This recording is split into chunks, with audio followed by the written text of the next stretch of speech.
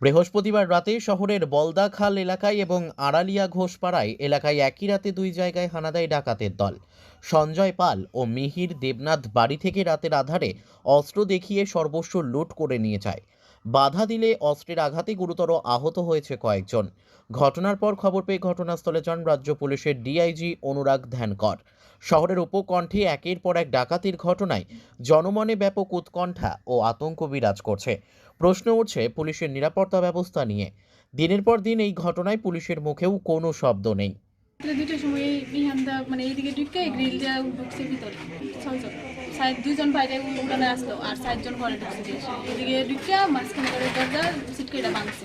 শ্বশুর আছে এই করে বাবার ঘর থেকে বাবা হিসেবে গেছে করে দেয়া, তারপরে বাবার গলায় এমনি চিপ দিয়ে ধরছে, চিপ দিয়ে এমনি দুই রাশি, তারপরে বাবার করতেছে চুপ করে বল নাহলে তোরা মারু না। বাবা গোপিলিকে আমি চুপ করে বলতে বাবা আমার ডাকছে পরে বাবার একটা কথা আমি বা হাতে একটা কুপতেছি।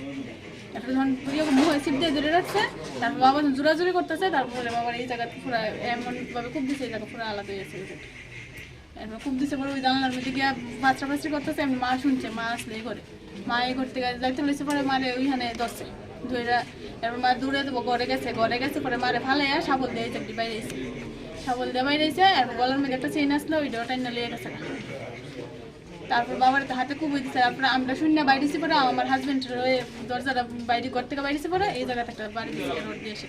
তারপরে আমি আর আমার হাজব্যান্ডে মিললে ঠাস করে দরজাটা লাগাইয়া তারপর পাড়াপতি বিষয়ে সবাই ডাক দিচ্ছি পরে তারপর গেছে। 10টা ধরে বাইরে গিয়া বারিন্দাত লাইট জ্বালাইয়া বাইরে গেছে। বাড়িতে গাইয়া আমি ওই ঘরের দরজাটা লাগান দিছি পরে তারা কইতাছে দরজা লাগাই না রাখো। তো এরপর আমি কয় এই ঘরে চোর ঢুকছে। আমি কই না চোর তো ঢুকছে না। কয় এই কথা কইবা না, চুপ, এই ঘরে চোর ঢুকছে। আমার তো গলা টলা শুকিয়ে গেছে, জলের বোতল আসলো আমার হাতের কাছে, আমি জল খাইতে আসি। কই তুমি ডরাইও না, তোমারে ইয়াদ আছে, তুমি তো আমরা মার মতন চুল পাখি গেছে, তুমি ভয় পাইও না, কিচ্ছু করতাম না, আমরা একটু ঘর সাফ করে যাবো, আমার চোর দেখতে আসি। Bureau report, news daily Bharat.